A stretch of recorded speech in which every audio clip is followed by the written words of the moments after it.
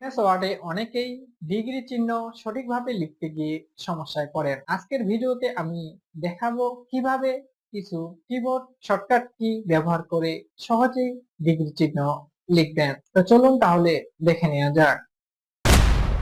পদ্ধতি 1, keyboard shortcut ব্যবহার করে আমরা এখন ডিগ্রি চিহ্নটি নিয়ে আসব। যেখানে ডিগ্রি চিহ্ন দিতে চান সেখানে আমাদের প্রথমে কার্সর রাখতে হবে। তো আমি 50 টাইপ করলাম। এখন আমরা এই 50-এর আমরা ডিগ্রি চিহ্ন দিব। তো কিবোর্ড থেকে আমরা আলটা চেপে ধরে আমরা 248 টাইপ করব। তারপর আমরা আলটা ছেড়ে দিব।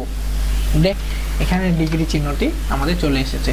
এবার পদ্ধতি 2, সিম্বল ইনসার্ট করে আমরা এই লেখাটার উপর কি করব, সিম্বলের মাধ্যমে। তাহলে কি যাব, আমরা এই যে ইনসার্ট আছে না, ইনসার্টে আমরা ক্লিক করব, তারপর এই যে সিম্বল থেকে মোর সিম্বলে যাব। এটা আমরা একটু সরিয়ে নিই। তো এখানে দেখেন বিভিন্ন ধরনের সিম্বল দেখা যাচ্ছে, তাই না?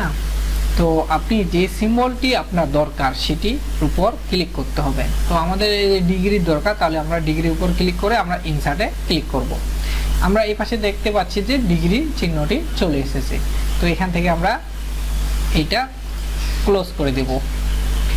এরপর আমরা পদ্ধতি 3, যেটা হচ্ছে সুপারস্ক্রিপ্ট ব্যবহার করে একটি সংখ্যার মাধ্যমে ডিগ্রি চিহ্নটি দিয়ে দিব।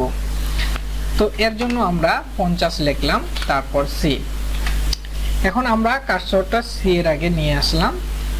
তো এখন আমাদের কি করতে হবে, এখানে একটা এক্সট্রা আমাদেরকে 0 দিতে হবে এবং আমরা এটা সিলেক্ট করে নিব 0টা।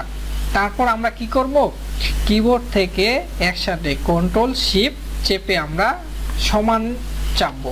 দেখুন ডিগ্রি চিহ্নটি ডিগ্রি মতো দেখাচ্ছে।